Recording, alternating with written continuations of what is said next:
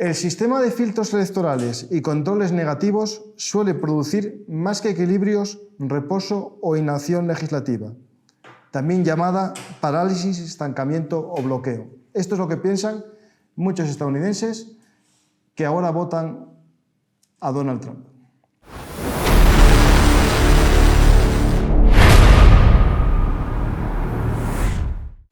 Hola a todos, bienvenidos a Juegos de Poder. En Estados Unidos, al igual que en todo el mundo, existe una polarización en la política que hace extraños compañeros de cama. Antiguamente era más fácil, como explica muy bien este libro de la polarización política en Estados Unidos, conseguir cambios electorales o conseguir cambios no en tendencia, sino en las propias personas que votaban en una elección al Congreso en Estados Unidos demócrata y puede que al Senado republicano. Pero la polarización produce que el voto se estanque en el mismo partido político.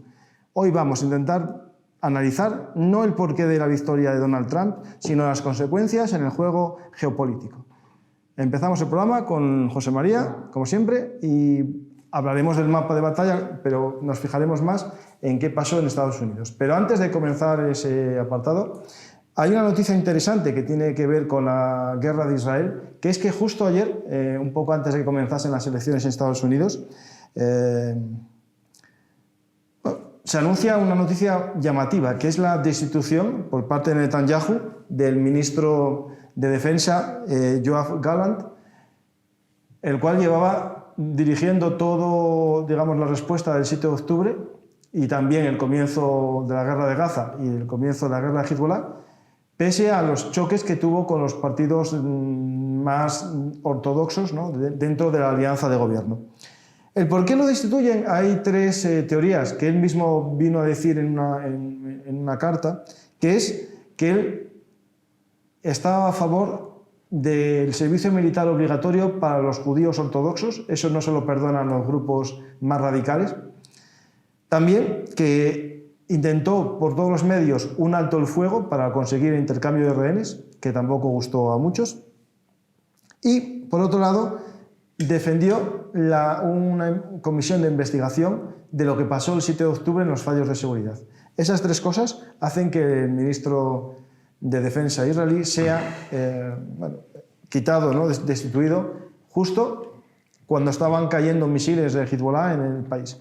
Y también justo la noche en la que algunos analistas de inteligencia habían comentado que podía ser la noche del ataque iraní en represalia a la represalia de la represalia, porque esto ya parece un poco una historia extraña, ¿no? Ahí tenéis a los iraníes con algunos de sus misiles de mayor alcance, que son los que podrían atacar otra vez a Israel. Veremos qué pasa ahora con la llegada de Trump al poder, presidente 47, cuando realmente, claro, esto es un tema interesante. Si hubiese gobernado 2 veces seguidas, sería el 45. Sí. Pero como gobernó 2 veces intercambiadas, es 45 y 47. Sí, pues así es. Sí, sí. Son 2 legislaturas diferentes, pero no es la misma legislatura prorrogada, es verdad. Sí, sí. Es interesante el tema ese. Sí. Y después, bueno, hablando de 2 legislaturas prorrogadas, es importante recordar que no es una limitación que nace con los Estados Unidos. Es decir, esa limitación de los 2 mandatos es del siglo XX, se produce tras los 4 mandatos de Roosevelt durante la Segunda Guerra Mundial, se decide poner un límite que no había existido previamente de una manera escrita, se hace una enmienda a la Constitución, pero como os acabo de leer ahora mismo un poco lo que os estuve hablando de los equilibrios de poder, algo que Donald Trump esta vez tiene bajo control, algo que fue casi imposible para muchos presidentes estadounidenses, es tener controlado a la Cámara de Representantes, al Senado, durante por lo menos 2 años, porque está renovada la mitad, y al Legislativo, porque el Tribunal Supremo también lo tiene puesto, sí, todo. De la otra vez. Sí, sí. Aparte y los conserva a los jueces. Bueno, los jueces son vitalicios. Sí. Y puso gente joven.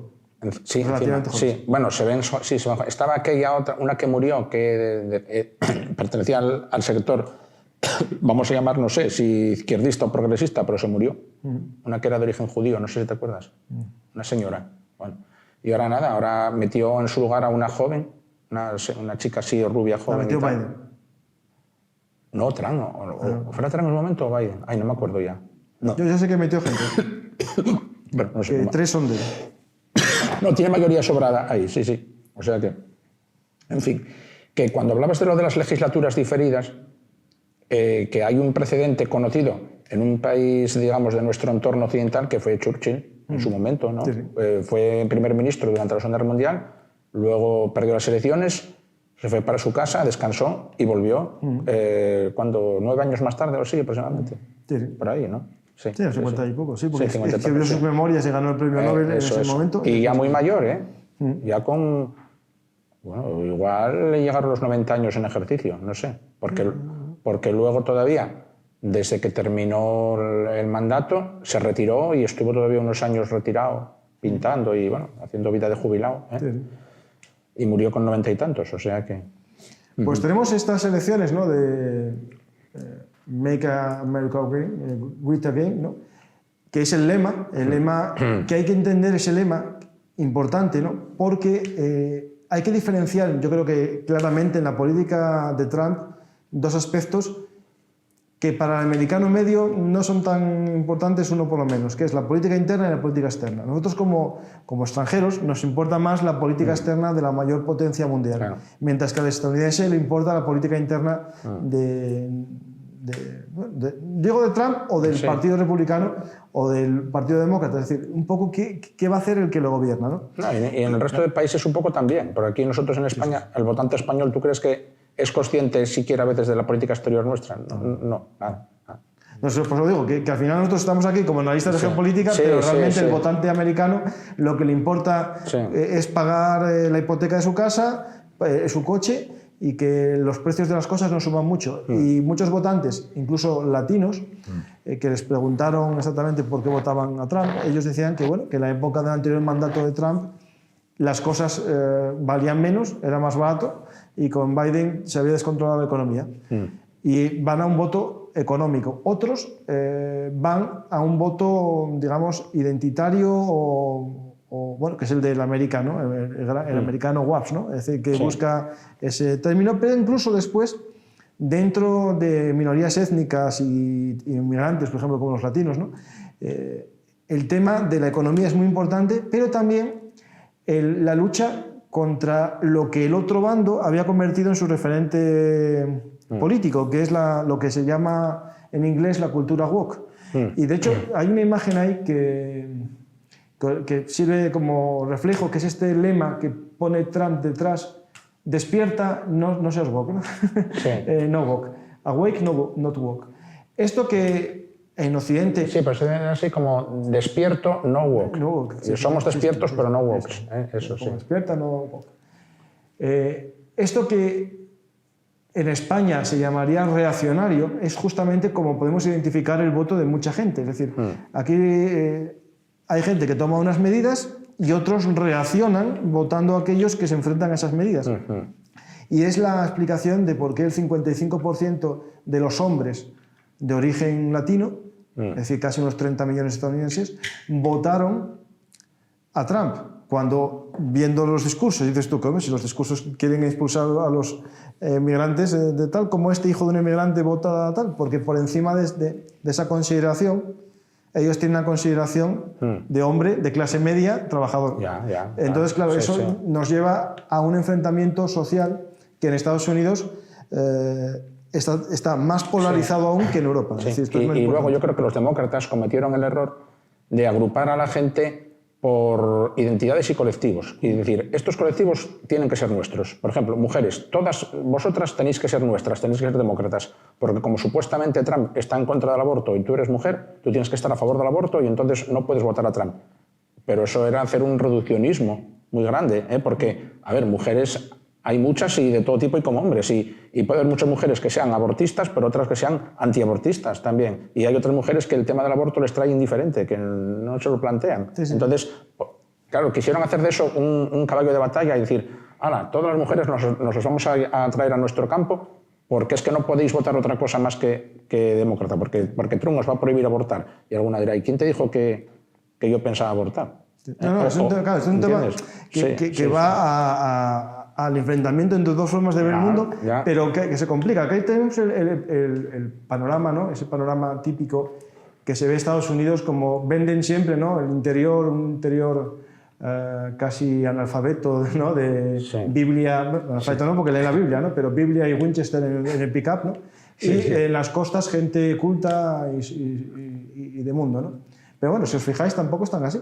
No tanto. Tenemos ahí juegos distintos, pero lo interesante es este mapa, que si podéis poner el de las flechitas rojas, que es cómo cambia el voto en Estados Unidos en estas elecciones frente a los otros, ¿no? No dónde gana cada uno, sino la tendencia al alza del voto. Y ahí podéis ver las flechas rojas son donde aumentó el voto de Trump. Donde no hay flechas es que se vota lo mismo que antes, y donde hay flechitas azules es que aumentó el voto demócrata, ¿no? Pero si os fijáis, todo el mapa del país, e incluso estados en los que vencen los demócratas, sube la flecha, ¿no? Y ahí, hablando de geopolítica, que es lo que nos interesa a nosotros, ¿no? Hay cuentas de Twitter que dicen que Harris, ¿no? Kamala, no venció porque no apoyó lo suficiente a Palestina en la guerra contra Israel.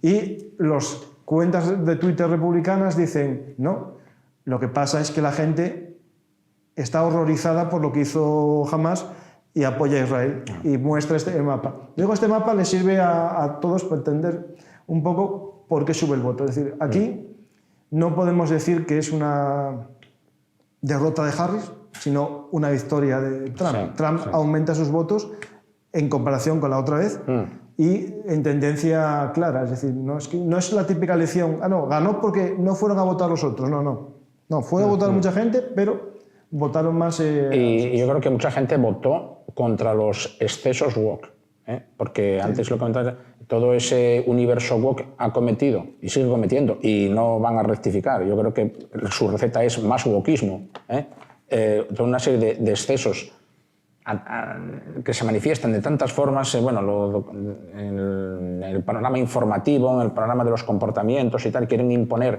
a la gente por narices una serie de comportamientos que la gente no está dispuesta a asumir, y mucha gente solo interpreta como una dictadura, como una imposición y tal, y reacciona. Y hay una cosa que yo... Porque es un voto, claro... sí, un voto de cabreo, de cabreo, como que vienen a por mí, ¿no?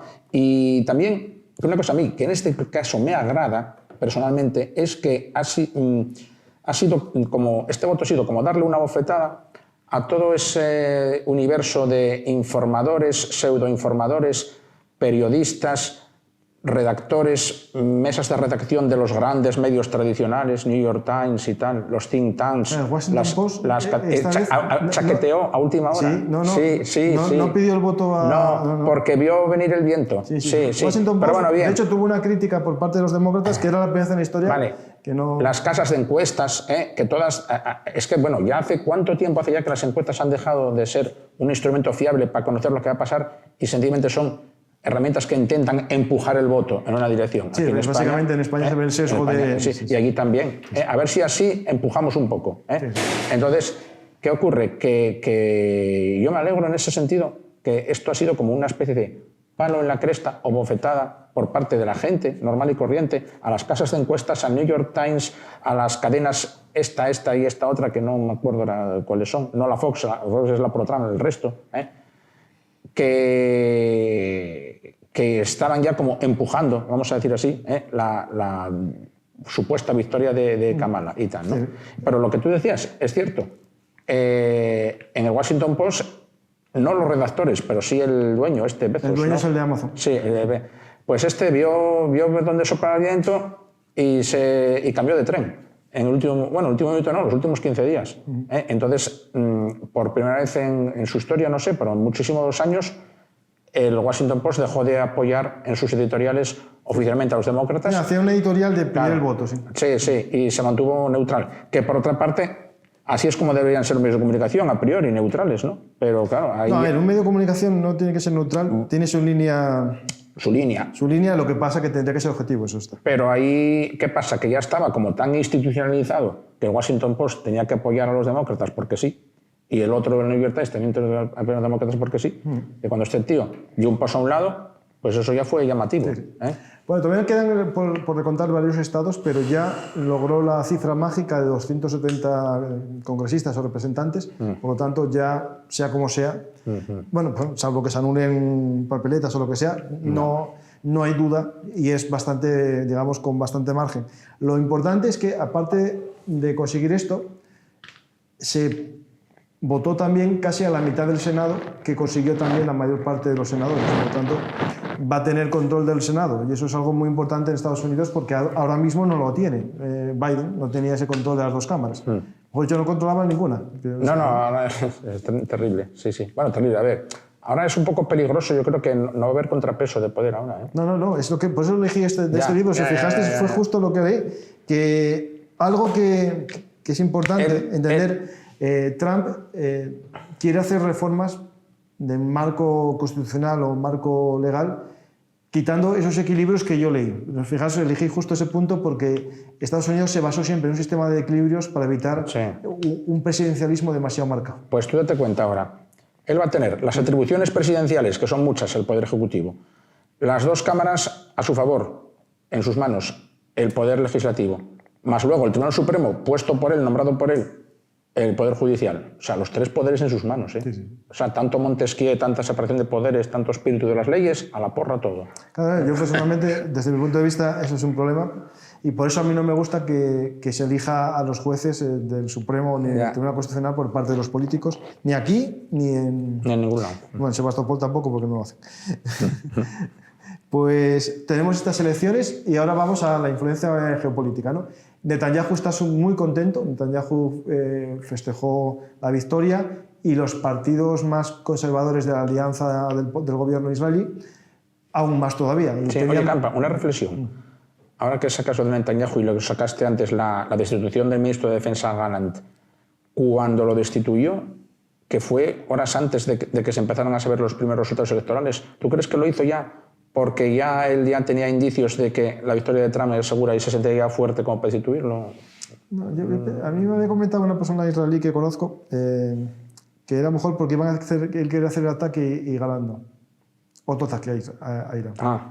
Pero como fue casi en la plena noche electoral y a continuación, yo, a ver, y esto es que ya se sabe en Israel, ya tienen sus avances de noticias de que la victoria de Trump es segura, entonces, ahora venga, ahora ya me siento lo bastante, digamos, libre y suelto para cargarme a este tío que me estorbaba y tal. Claro, que está claro que Galán apoyaba la parte más de izquierdas, ¿no? de Israel, porque salieron a manifestarse, superaron varios cinturones de seguridad. Bueno, a lo que íbamos de Netanyahu, está claro que si nos vamos a los antecedentes históricos, la única guerra en la que casi se mete Trump fue en la guerra de atacar Irán y le tiene ganas. Yo creo que Israel lo sabe y sabe que va a aumentar la ayuda o por lo menos le va a autorizar a hacer más cosas que Biden, claro, eso seguro. Eso da toda la impresión que sí. Y por otro lado, Taiwán, que es otro eje de conflicto a nivel mundial, parece que Trump ya en su anterior gobierno tenía cierta disputa con China, tenía un enfrentamiento por la hegemonía. La política de aranceles con China, que no creo que cese, va a aumentar más porque Trump viene con más ganas de política de aislacionista, o mejor dicho, hegemónica, es decir, aislamos, pero yo vendo a todo el mundo, es decir, porque si no, claro, la industria estadounidense tampoco funciona. La industria tiene que vender. Hay una cosa que yo no sé, Trump, nadie lo sabe, no sabemos nadie por dónde va a salir ni qué carácter va a darle a su presidencia en la política exterior, pero lo que sí, haciendo ya balance de la presidencia de Biden, en cuanto a estos asuntos, se caracterizó por una preocupante falta para mí, de energía y decisión a la hora de plantar cara a los desafíos. Falta de energía y decisión en Ucrania, a la hora de plantar cara a Putin. Falta de energía y decisión en el conflicto Oriente Medio porque apoyamos a Israel, sí, pero dudamos, le dejamos que ataque, pero luego no le dejamos, le damos permiso hasta cierto punto, el ataque a Irán que llega hasta aquí, bueno, no sé, esas dudas al final calaban y daban una sensación muy mala. Y luego también falta de energía y decisión frente a China y Corea. Bueno, y luego ya lo último, que era ya lo más escandaloso, la falta de energía y decisión frente a Irán y frente a los hutíes, que eso, ¿cuántas veces aquí nos escandalizamos de cómo ese no sé cómo llamarlo, si guerrilla, si protoestado, si bandas de chancletas. Estados Unidos se dejó acorralar, acogotar, humillar, atacar un portaaviones y tal, y todavía aquí nadie ha dimitido, ni nadie ha dimitido culpa. Sí. Es que eso, vamos, no sé. Pues tenemos este tema nos va a Taiwán también, que Taiwán es el juego más importante para Estados Unidos. Recordar o centrarnos que Estados Unidos, su eje de preocupación es el eje Pacífico, esa alianza que tiene con Japón, Australia, quiere ganarse a la India. Ahí Trump jugará esas bazas para enfrentarse a China en una lucha económica que puede tener un enfrentamiento, digamos, no sé si militar, pero sí a nivel de agresión en el caso de Taiwán, a ver qué pasa ahí, ¿no? Pero nos vamos a ir a Ucrania, pero también a Europa, para ver un poco cómo puede afectar a nuestra, digamos, situación geopolítica, ¿no? En la relación con Ucrania hay que recordar la frase que dijo, que yo esto lo soluciono en 24 horas. No lo dijo una vez, lo dijo muchas veces, y básicamente él lo que quiere es, y es que Zelensky, si tenéis el Twitter ahí de Zelensky que publicó hoy, Zelensky inteligentemente felicita a Trump por la victoria. Oye, que Putin no le felicitó. No, todavía no. Que eso hablamos ahora. Sí. Le felicita, y le felicita por la paz, por la fuerza. Algo viene a decir así, que no tengo la frase ahora mismo, no la puedo ver. Algo así como diciendo, porque usted sabe resolver, o traer la paz mediante el uso de la fuerza. Eso. Que es lo que necesitamos en Ucrania exactamente. Vale. Pues eso de la paz mediante el uso de la fuerza tiene que ver un poco con esa solución de las 24 horas, ¿no? Podemos pensar que es abandonar a Ucrania para que venza a Rusia, o amenazar tanto a Rusia y a Ucrania para que los dos lleguen a un acuerdo y pierdan los dos. Si esa es la opción, es la menos mala de todas. Sí. Porque si es abandonar a Ucrania, gana Rusia, claro. Y ya está. No. Y que Rusia llega hasta Varsovia, claro. Pues eso no son soluciones. Yo creo que lo que él vino a decir en un caso es, a ver cómo explico la palabra, aumentaré las sanciones a Rusia y amenazaré a Ucrania de quitarle ayudas. Básicamente, él propondrá un plan, no sabemos cuál, inteligentemente no puede ser muy a favor de Rusia, ni tampoco inasumible por Rusia. Rusia no va a devolver Crimea. Es una partida que, por desgracia, tenemos que entender todos los que estamos a favor de Ucrania. Entonces, ¿cuál va a ser la presión? Si tú no aceptas esto, yo voy a dar más a Ucrania, pero a Ucrania le va a decir, si tú no aceptas esto, yo te quito el grifo. Ya. Y al final forzar a los dos a tomar una medida que no quiera ninguno de los dos.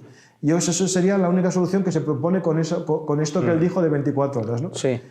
A ver, Ucrania va, yo creo que Zelensky no es nada tonto, para nada, justo todo lo contrario. Ahora ya hace tiempo que sabe que podría tener que bailar con Trump. Yes. Él y los ucranianos de a pie incluso ya han asumido ese escenario, ya estaban trabajando con ese escenario y tal. Y entonces, bueno, ya van hasta donde puedan, claro, a hacerle ver a Trump y a América por qué siguen siendo ellos útiles e interesantes para Estados Unidos, qué pueden ellos aportarle a Estados Unidos, intentar trabajar con Trump y no contra Trump, por supuesto, y bueno, llegar hasta donde pueden llegar. Y Ucrania yo creo que eso lo tiene claro. Lo que yo no sé es muy bien los rusos cómo esta victoria la van a entender, porque hay un pecado que tienen los rusos, pero ya es un pecado, digamos, de nacimiento. Y Putin, que parece tan frío, pero yo creo que también lo tiene, que es la soberbia. Ellos, como se consideran y no han abandonado ese estatus en su fuero interno de gran potencia, creen que pueden seguir comportándose, pisoteando y avasallando, y todavía tratar a Estados Unidos casi como de tú a tú, como si estuviéramos en 1960, pero no lo estamos, y ya no lo son, ¿verdad? Y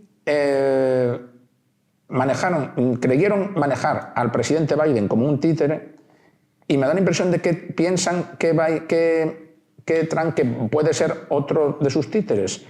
Y no sé yo si Putin se equivocará al creer que en Trump tienen un amigo incondicional, un aliado incondicional y un títere incondicional. Entonces, si Putin se pasa de frenada y ya esto de no felicitar la victoria de Trump ya parece como un buen síntoma, no muy bueno, a ver si van a querer decir, bueno, ahora como Trump era nuestro candidato ha ganado porque nosotros lo movimos todo para que ganara y tal, y ahora ha llegado nuestra hora y ya tenemos carta libre para arrasar Ucrania este invierno, hacer un genocidio sobre sus ciudades y en el frente llegar hasta el Dnieper, igual se patina, se pasa de frenada, se equivoca y eso causa entrar en la reacción contraria. Es decir, no, ¿a dónde vais que os habéis creído? Bien.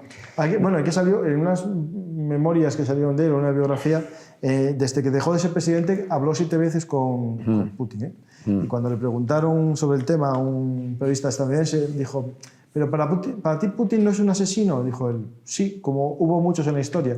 Ya. Y vino a decir que asesinos que cometieron errores como cometimos en Irak y en Vietnam. Ya. Claro, al final yo quiero, ahí es un tema complejo. Sí. Porque él, en el fondo, lo dijo que era un personaje que admiraba. Ya. El tipo de personalidad, digamos, claro, es que al final Putin es parecido a él. Sí. Claro, son personas así que, digamos, que hacen lo que quieren y lo que piensan, ¿no? Es decir, en eso se parece. Pero yo creo que un error gordo por parte de Putin sería creer que porque él tiene puntos de identidad comunes con Trump, que Trump va a ser un vasallo a su servicio. No, no, se ve. Pero... Salvo que tengan mucha mierda de él. A lo mejor también. A ver, aquí a nosotros se nos ha vendido la moto en Occidente. Quizás la propaganda demócrata ha hecho mucho en ese tema, de presentar a Trump como una marioneta, un monigote de un perrito faldero de Putin. Bueno, bien, eso vale para la campaña electoral y tal. Pero lo malo es que en Rusia no han desmentido esa imagen, porque parece que eso que a ellos que no les desagrada. No, no les desagrada. Ya, pero eso no puede ser verdad. O sea, pues es verdad, a lo mejor es verdad, es lo malo. A lo mejor es que es verdad. Pero es que eso para un presidente de Estados Unidos eso es letal. Yo os invito a buscar en Google, ponéis en Google Donald Trump, mafia rusa, Nueva York. Y hay noticias en los años 90 de que él había sido constructor con dinero de Rusia. A ver, esas leyendas negras corren ya desde hace muchos años. Tú ves la fecha de los periódicos y es anterior, ¿eh? Bueno, también de Kennedy se decían cosas muy feas, se decían cosas feas de todos. En fin, no sé, bueno, veremos. Llega limpio de polvo. Ya. Y luego está lo de siempre. A ver, una cosa es los planes o intenciones que tuviera Trump en mente, otra cosa es lo que el Deep State americano le deje hacer o le aconseje hacer, que eso veremos hasta qué punto. Luego está ese mito, a ver, la lucha en las sombras entre el Deep State y Trump, a ver si Trump puede con el Deep State o el Deep State puede con Trump, a ver si el Deep State y los poderes ahí en la sombra le dejan hacer a Trump todo lo que quiere y tal. Bueno, qué sé yo. Eso va a estar interesante. Es verdad que con todo el control que va a tener... las agencias de inteligencia contra Trump, el ejército que está en contra de Trump. A ver él ahora cómo se toma la revancha y empezar a... Es verdad que en el otro mandato hizo comentarios muy en contra del ejército. Bueno, se cargó... No se cargó, pero se cargó a 2 jefes de Estado Mayor y otros 2 le dimitieron. Que eso es inaudito. Vamos, eso pasa poco en ningún país, que en 4 años, en un país de nuestro entorno no pasa nunca. Y en un país, en las repúblicas estas bananeras, bueno, puede pasar y tal, pero que salgan de la escena con un presidente porque no son incompatibles 4 jefes de Estado Mayor, Es complicado.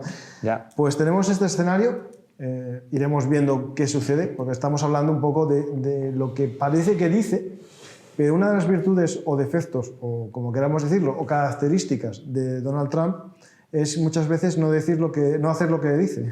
Ya, sí. Bueno, pues son políticos todos. Claro. Pero él no lo hace como otros, digamos, sino que, él promete cosas y no las hace, pero nunca dijo después que no lo había dicho. Bueno, ya, sí. Él evoluciona, pero evoluciona de una manera que es muy llamativa, ¿no? Por ejemplo, en la famosa valla hizo muy poco de valla cuando estuvo mandando.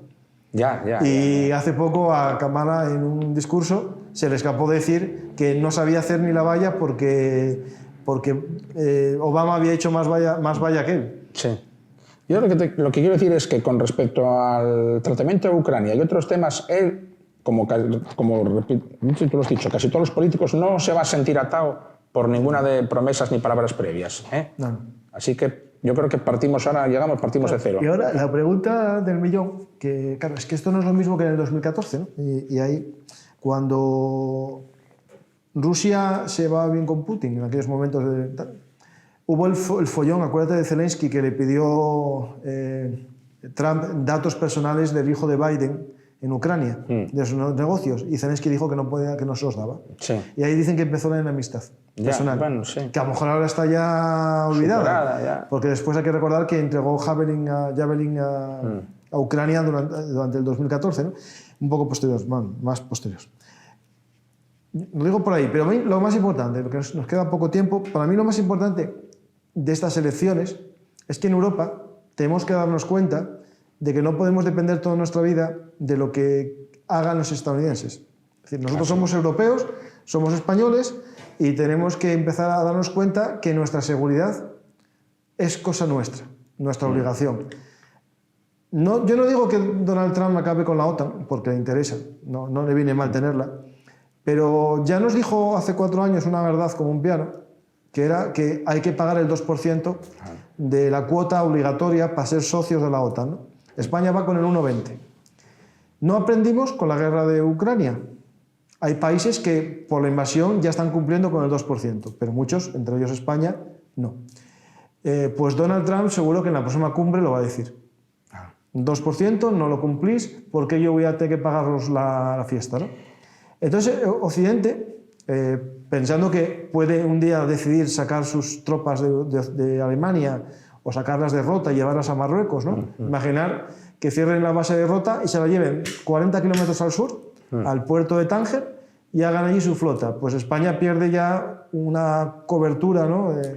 Defensiva que tendremos que cubrir con nuestras propias armas, porque no podemos pensar que en el mundo que vamos a vivir, un mundo cada vez más agitado, podemos vivir sin tener aviones en nuestros portaaviones, sin tener sistemas antiaéreos en nuestras costas, sin tener vehículos blindados suficientes para nuestros hombres y mujeres. Es decir, yo creo que esto es algo que tenemos que darnos cuenta y algo que podemos sacar de esta situación. Europa va a tener que aprender a defenderse por sí misma, no depender de papá Estados Unidos, y también eso nos va a dar una independencia y una libertad. Claro. Y una responsabilidad. Claro, sí, pero vamos a tener que hacernos mayores, porque Europa lleva desde casi ya, si me apuras, desde el final de la Primera Guerra Mundial, ya no desde la Segunda, desde la Primera incluso. Que por ahí, sí, por ahí. Bueno, ya dejamos de ser autónomos al final de la Primera Guerra Mundial, porque la Primera Guerra Mundial, ¿quién tuvo que venir aquí a ponerle desenlace? Los americanos.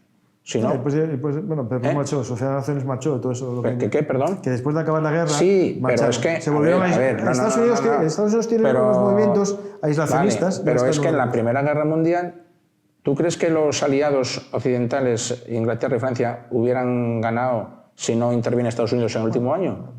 Con armas y tal, no fueron tantos hombres, no fue como en la Segunda. No, bueno, pero en la última ofensiva alemana, la Kaiserslautern, hubiera llegado a París, Entonces, pero yo lo que me llama la atención, ¿no?, es esas corrientes estadounidenses aislacionistas, y ahora toca un aislacionista con una mayor fijación por el Pacífico, ¿no? Entonces, claro, nosotros en los mapas estadounidenses que ponen a América en el centro, ya somos lo que somos para ellos, es decir, algo ahí esquinado. Estamos lejos del Pacífico, donde se cuecen las habas mundiales, 2/3 partes del mundo casi están entre el Pacífico Índico, ¿no? Y entonces, bueno, ahí tenemos un problema que tenemos ahí que empezar a ver. Y como dice Óscar Vara, un amigo, pues a lo mejor, si fuésemos fuertes, podríamos decidir si comerciamos con China o con Estados Unidos. Y si hay una crisis en Taiwán, ver quién nos da más para ser amigo suyo, ¿no?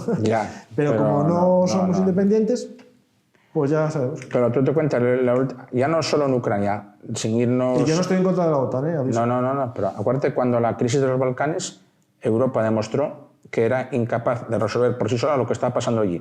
Y hubo que llamar al amigo americano, y el amigo americano que interviniera. En aquel caso era Clinton, ¿no? Sí. Y aquello sí se arregló en cuestión de horas, casi, y sin sangre. Pero bueno, se obligó a Estados Unidos Se obligó. Ellos vinieron, pero es que, ¿por qué? Porque aquí no teníamos lo que había que tener para acabar con aquello. Bueno, España en la crisis de Kosovo, en Serbia, usó bombas americanas porque no teníamos. También. Bueno, espera, ¿y lo de Libia? ¿Qué? La liaron en Inglaterra y Francia. Sí. Y a mitad de misión también se quedan sin bombas y hay que llamar a Estados Unidos. Sí. O sea, pero si no sabes torear, ¿para qué te metes? Va, pero luego hay que llamar...